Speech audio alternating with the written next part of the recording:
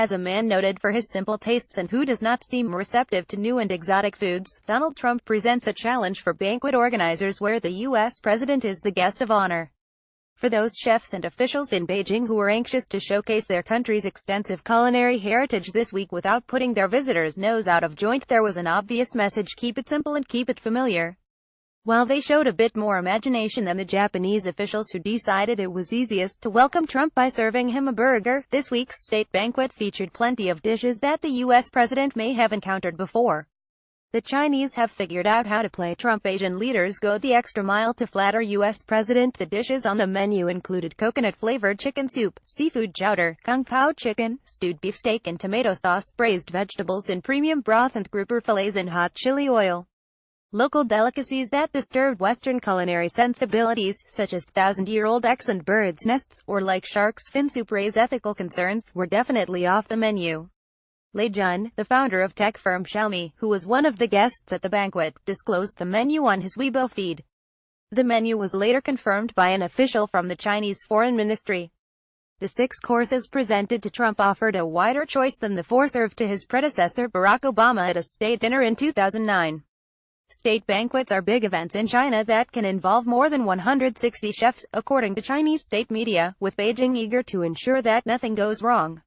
A well-chosen menu can prove a valuable diplomatic tool. When Henry Kissinger, a key aide to late U.S. President Richard Nixon, visited China in 1971 to make arrangements for his boss' groundbreaking visit the following year, he was served Peking duck at a banquet with Premier Zhou Enlai. The dish proved such a hit with the future Secretary of State that he credited it with helping to create a relaxed, positive atmosphere for their discussions of more serious matters. Years later, Kissinger was quoted as saying after a dinner of Peking duck, "I'll agree to anything." Peking duck may have been deemed a step too far for Trump, but at least the Beijing dinner avoided any controversy. This was in marked contrast to an earlier banquet on Trump's Asian tour, when South Korea angered the Japanese by serving prawns that came from an island at the center of a territorial dispute between the two countries. However, the simple dishes presented to Trump raised eyebrows among users of Weibo, the Chinese equivalent of Twitter. "Haha, those are all homemade dishes," said a microblogger from Zhejiang using the name Linyakian.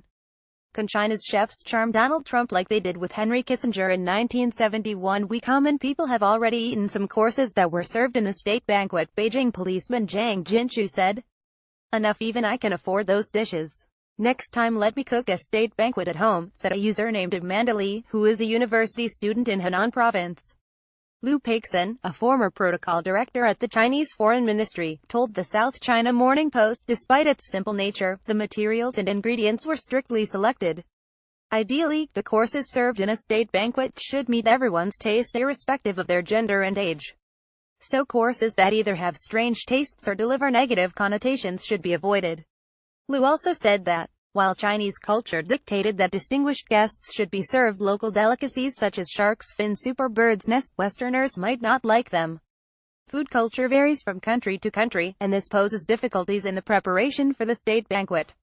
Normally, chefs would use safe materials.